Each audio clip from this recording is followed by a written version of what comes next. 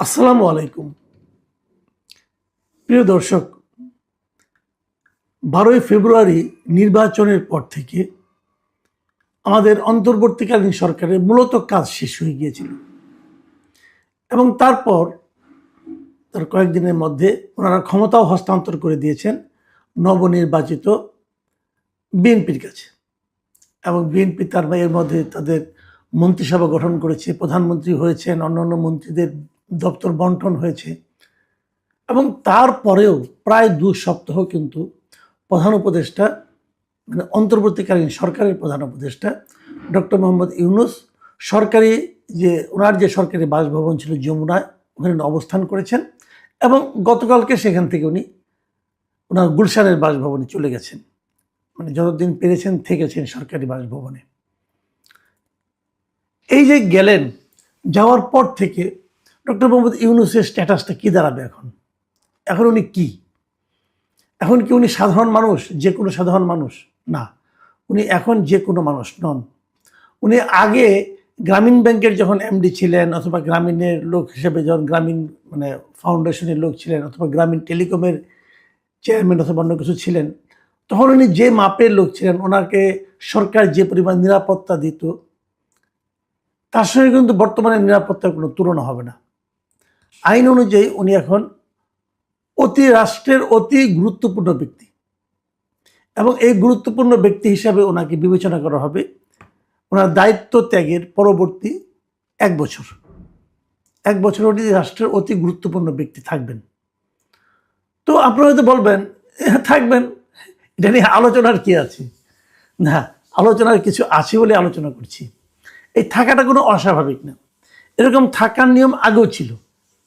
2006 সালে একটা আইন করা হয়েছিল, সেটাকে এসএসএফ আইন বলতে পারেন আপনার। কারণ এই পর্যায়ে ওনাকে এসএসএফ আমরা যেটাকে বলি যে প্রেসিডেন্টের সঙ্গে থাকে, প্রাইম মিনিস্টারের সঙ্গে থাকে, যে স্পেশাল সিকিউরিটি ফোর্স এসএসএফ, ওই এসএসএফের একটা অর্ডিন্যান্স 2006 সালে হয়েছিল এবং তখন তারা কিছু কথা বলেছিল। এমনি যারা নাকি প্রেসিডেন্ট থাকেন, প্রধানমন্ত্রী থাকেন, তারা তো এসএসএফের সিকিউরিটি পান এবং তখন ওনারা থাকেন হলো VVIP, very very important person. কিন্তু ধরা যাক প্রেসিডেন্টের মেয়াদ শেষ হয়ে গেল, প্রধানমন্ত্রীর মেয়াদ শেষ হয়ে গেল, তখন তারা কি হবেন? তখন তাদের are very very important person থাকবেন না, তখন তারা হয়ে যাবেন very important person, VIP, VVIP না। তো ওনারা যখন ভিআইপি হয়ে যাবেন, তখনও তারা এসএসএফ পাবেন, এসএসএফের নিরাপত্তা তারা পাবেন। কতদিন পাবেন? 3 মাস পাবেন। এটা 2006 সালে একটা আইন করা হয়েছিল। সে আইনে কে কে ইনক্লুডেড ছিল? সে আইনে ইনক্লুডেড ছিল রাষ্ট্রপতি, প্রধানমন্ত্রী এবং তখন কিন্তু তত্ত্বাবধায়ক সরকারের ব্যাপারটা তখনও ছিল 2006 সালে, এবং তত্ত্বাবধায়ক সরকারে যিনি প্রধান উপদেষ্টা হবেন, এই 3 জন তার যে সরকারি দায়িত্ব, যে পদ, সেই পদের কাজ শেষ হয়ে যাওয়ার পরেও পরবর্তী 3 মাস তারা ভেরি ইম্পর্টেন্ট পার্সন হিসাবে, অতি গুরুত্বপূর্ণ ব্যক্তি হিসাবে সরকারের কাছে বিবেচিত হবে, রাষ্ট্রের কাছে বিবেচিত হবে। রাষ্ট্র এদেরকে পরবর্তী 3 মাস এসএসএফ সহ এবং অন্য অন্য নিরাপত্তা সুযোগ সুবিধা দেবে। আরও একজনকে দেবে। সেই জনটা হলো যে জাতীয় সংসদে তিনি বিরোধী দলের নেতা হবেন। সেই বিরোধী দলের নেতা যখন নাকি নতুন তত্ত্বাবধায়ক সরকার দায়িত্ব গ্রহণ করবে, যেদিন থেকে নতুন তত্ত্বাবধায়ক সরকার দায়িত্ব গ্রহণ করবে, সেই দিন থেকে, তখন তার সংসদ থাকবে না, সেই দিন থেকে পরবর্তী 3 মাস পর্যন্ত ওই বিরোধী দলের নেতা যিনি থাকবেন, তিনিও ভেরি ইম্পর্টেন্ট পার্সন হিসাবে, অতি গুরুত্বপূর্ণ ব্যক্তি হিসাবে রাষ্ট্রের কাছে বিবেচিত হবেন এবং রাষ্ট্র তাদেরকে নিরাপত্তা দেবে। এই আইনটা হয়েছিল 2006 সালে। 2006 সালের 29শে অক্টোবর এই আইনটা হয়। এখন এই আইনটা হওয়ার পর ঠিকই ছিল এ পর্যন্ত। তারপরে তো মনে করেন আপনার 14তে এসে তত্ত্বাবধায়ক সরকার উঠে গেল, তারপরে এবার আবার অন্তর্বর্তীকালীন সরকার এলো। এখানে এসে নিয়ে এখানেও আমরা একজন অন্তর্বর্তীকালীন সরকারের প্রধান উপদেষ্টা পেলাম। এখন প্রধান উপদেষ্টার কার্যকাল যখন শেষ হয়ে যাচ্ছে, উনি যখন শেষ হয়ে যাবেন, তাহলে ওনারও কিন্তু ওই একই নিয়মে 3 মাস সেই অতি গুরুত্বপূর্ণ ব্যক্তি হিসেবে নিরাপত্তা পাওয়ার কথা। কিন্তু এক্ষেত্রে আর তা হলো না। এক্ষেত্রে যে জিনিসটা হলো, আমরা দেখলাম যে এই বছরের মানে 2026 সালের মানে নির্বাচনের ঠিক 2 দিন আগে নতুন একটা অধ্যাদেশ হলো, একটা সরকারি বিজ্ঞপ্তি হলো, এবং সেই বিজ্ঞপ্তিতে বলা হলো যে প্রধান উপদেষ্টা যিনি থাকবেন তিনি পরবর্তী মানে দায়িত্ব শেষ হওয়ার পরেও 1 বছরের জন্য উনি ভিআইপির মর্যাদা পাবেন। এই যে নতুন যে প্রজ্ঞাপনটা হয়েছে ফেব্রুয়ারির 10 তারিখে, সেখানে আসলে কি লেখা হয়েছে? সেখানে লেখা হয়েছে যে অন্তর্বর্তীকালীন সরকারের প্রধান উপদেষ্টা ডক্টর মোহাম্মদ ইউনূসকে তাহার দায়িত্ব হস্তান্তরের তারিখ হইতে 1 বছরের জন্য অতি গুরুত্বপূর্ণ ব্যক্তি হিসেবে এই সরকার ঘোষণা করলো, এবং এটা অবিলম্বে কার্যকর হবে।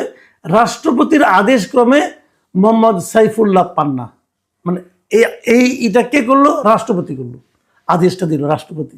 এখন অনেকে হয়তো প্রশ্ন করবেন যে দিন কয়েক আগে রাষ্ট্রপতি তো মানে খুব দুঃখ করে একটা ইন্টারভিউ বললেন যে তাকে কিভাবে ডক্টর ইউনূস পদে পদে অপমান করেছে, এটা তিনি বলেছেন।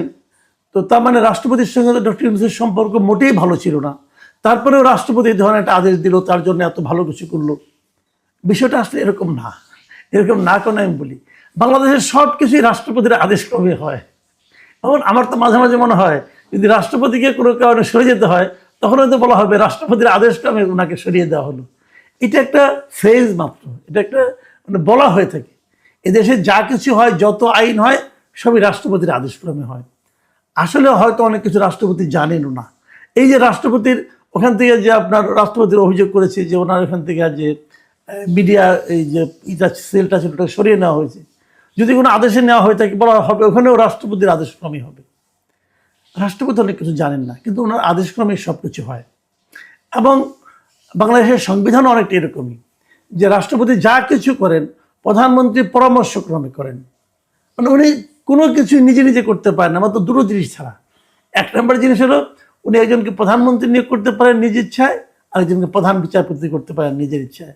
এছাড়া উনি নিজের ইচ্ছায় কিচ্ছু করতে পারেন না। কাজে এই যে ডক্টর ইউনূসকে 1 বছরের দেওয়া হয়েছে, এটাও ডক্টর ইউনূসেরই ইচ্ছায়, ডক্টর ইউনূস যেভাবে চেয়েছেন সেভাবে হয়েছে। তো এই পর্যন্ত ঠিক আছে, কোনো সমস্যা নেই। ওনাকে 1 বছরের মতো যদি দেওয়া হয়, অনেকে বলে থাকেন উনি হয়তো মবের ভয়ে এটা নিয়েছেন, মানে উনি এমন এমন কাজ করেছেন গত 18 মাসে যে জনগণের মধ্যে ওনার জনপ্রিয়তা এমন একটা পর্যায়ে পৌঁছেছে যে উনি হয়তো ভেবেছেন এই জনপ্রিয়তার ধাক্কা সামনে মাঝখানে যদি জনগণ এবং তার মাঝখানে যদি একটা শক্তিশালী নিরাপত্তা বেষ্টনী না থাকে তাহলে ওনার জন্য হয়তো ভালো নাও হতে পারে। এটাকে আপনার মব বলেন আর যাই বলেন, এটা হতে পারে উনি ওরকমভাবে নিজেকে সেভাবে সুরক্ষিত রাখার কথা চিন্তা করছেন। কিন্তু আমার প্রশ্নটা অন্য জায়গায়। আমি সবসময় কিন্তু বলে এসেছি যে ডক্টর ইউনূস একজন স্বার্থপর টাইপের লোক, এবং উনি দায়িত্ব নেওয়ার পর নিজের যা যা সুবিধা সব আদায় করে নিয়েছেন। নিজের নামে যে যে মামলা ছিল সবগুলি মামলা উনি কিন্তু নিজে থেকে প্রত্যাহার করে নিয়েছেন নির্বাহী আদেশ দিয়ে। ওনার বিরুদ্ধে হাইকোর্টে একটা রায় হয়েছিল যে 666 কোটি টাকা ওনাকে ট্যাক্স ফাঁকির মামলায় ওনাকে দিতে হবে। সেই মামলা যে বিচারক তার রায় দিয়েছিল সেই বিচারক উনি ক্ষমতায় ওরা মানে আপনার অগাস্টের 3 তারিখে 2024 রায় দিয়েছিলেন যে 666 কোটি টাকা ওনাকে দিতে হবে। এবং আপনারা জানেন হাইকোর্টে কি হয়, একটা রায় দেওয়া হয়ে গেলে প্রথমে শর্ট রায়টা পড়া হয়, পরবর্তী সময়ে সেই রায়টা আবার ডিটেল লিখতে হয়। যখন ডিটেল লেখার সময় আসলো তখন ইউনূস সাহেব আবার তখন প্রধান উপদেষ্টা হয়ে গেছেন, তখন আর ওই বিচারকের রায় লেখে না। আগের বার উনি তো শর্ট রায় দিয়েছেন, তখন হাসিনা ছিলেন, তো ওই বিচারপতি এমনই বিবেক সম্পন্ন যে উনি পরে বার আর লেখেন না। এটা ওনাকে প্রশ্ন করেছেন, তাহলে হয় উনি আগের বার ভয়ে রায় দিয়েছেন, পরের বার আবার ভয়ে রায় লিখতে পারেন না, যে কোনো একটা তো হবে। তো যা হোক, উনি কিন্তু ওই টাকাটাও দেন না, ওটা কিন্তু উনি মওকুফ করে নিয়েছেন। তার মানে নিজের সব স্বার্থ আদায় করে নিয়েছেন। গ্রামীণের জন্য ট্যাক্স হলিডে যেটা 29 সাল পর্যন্ত সেটাও করে নিয়েছেন, গ্রামীণের বিশ্ববিদ্যালয় নিয়েছেন, কত কিছু যা যা লাগে, গ্রামের আদম ব্যাপারী হবে, গ্রামীণ ম্যান পাওয়ার বিজনেস করবে, সেগুলো লাইসেন্স নিয়ে নিয়েছেন, সব নিজের স্বার্থে সব করে নিয়েছেন। এবং সবশেষ যে কাজটা করলেন যে নিজের জন্য SSF নিয়ে নিলেন 1 বছরের জন্য। এটাও নেন, আমার কোনো আপত্তি নাই। কিন্তু আমার প্রশ্ন হলো, আগে যে নিয়মটা ছিল যে প্রধানমন্ত্রী পাবেন, রাষ্ট্রপতি পাবেন, অথবা সংসদ মানে তত্ত্বাবধায়ক সরকারের দায়িত্ব নেওয়ার পরে বিরোধী দলের নেতা পাবেন, তাদেরও 1 বছর বাড়াইতেন, সেটা নিজেরটা বাড়াই নিলেন। কারণ এই যে তারেক রহমান, উনি যখন নাকি আগামীতে যদি এই আইনগুলি থাকে, তাহলে আগামীতে উনি যখন ক্ষমতা থেকে চলে যাবেন, সংসদ ভেঙে যাবে, তারপরে উনি মাত্র ভিআইপি ইটা পাবেন, আপনার মানে ভিআইপি মর্যাদাটা ভোগ করতে পারবেন মাত্র 3 মাস। অথবা আমাদের যে এখন যিনি রাষ্ট্রপতি আছেন শাহাবুদ্দিন আহমেদ, উনি যদি চলে যান কালকে এই পদত্যাগ করেন, অথবা কোনো কারণে উনি চলে যান যে আমি আর রাষ্ট্রপতি থাকবো না, অথবা যেদিনই যাবেন ওনার মেয়াদ যখন শেষ হবে তারপর যখন যাবেন, উনি যাওয়ার পর মাত্র 3 মাস এই সুযোগটা পাবেন। তাই সবাই 3 মাস করে পাবেন, ইউনূস সাহেব পাবেন 1 বছর। কারণটা কি? ইউনূস সাহেবকে 1 বছর পেতে হবে কেন? নিজের জন্য এই আইনটা করে নিলেন। মানে আপনি মানে অন্য কারোর মতো না, আপনি এমন একটা জায়গায় আছেন যে আপনার জন্য বেশি লাগবে। এই যে স্বার্থপরতাটা না, এটা মানুষের চোখে লাগে। অনেকেও তো বলেছে উনি ভিআইপি মর্যাদা পাবেন কেন, না পাবেন, আমার কোনো আপত্তি নাই। কিন্তু আমার কথা হলো, যখন আপনি আপনারটা বাড়ালেন, সবারটা বাড়াই দিতেন। অথবা যখন আপনার দরকার হবে ওই আইনটার মতো করে আপনি পাইতেন। ওই আইনটা তো বাতিল হয়নি, আগের আইনটা। তো আপনার জন্য 1 বছর করতে হবে কেন? এই যে একটা লোভ এবং এই নির্লজ্জ লোভ, মানে যে লোভটা প্রকাশ করতে কোনো লজ্জা এবং বিব্রত বোধ পর্যন্ত উনি করেন না, এটাই ডক্টর ইউনূস। উনি লজ্জা পান না, নিজের স্বার্থ প্রাপ্তির ক্ষেত্রে উনি লজ্জা পান না। এই নির্লজ্জ লোকটাই গত 1.5 বছর আমাদের উপর, আমাদের শাসন ক্ষমতায় ছিলেন, আমাদের দেশকে তিনি কোথায় পৌঁছে দেওয়ার কথা আমাদের লোভ দেখিয়েছিলেন, আমাদেরকে স্বপ্ন দেখিয়েছিলেন, এবং সেই স্বপ্নের কোনোটাই বাস্তবায়িত হয়নি। ওনার দেখানো স্বপ্ন একটাও বাস্তবায়িত হয়নি। সারা দুনিয়ায় উনি যে স্বপ্ন দেখান সেটাও আমাদের এখানে বাস্তবায়ন করার চেষ্টাই করতে পারেননি। এই হলো আমাদের নিয়তি। প্রিয় দর্শক, আপনারা ভালো থাকবেন। আর এই বিশেষ নিরাপত্তা নিয়ে ডক্টর ইউনূস সাহেব আগামী 1 বছর ভালো থাকবেন, এই প্রত্যাশা থাকলো। আল্লাহ হাফিজ।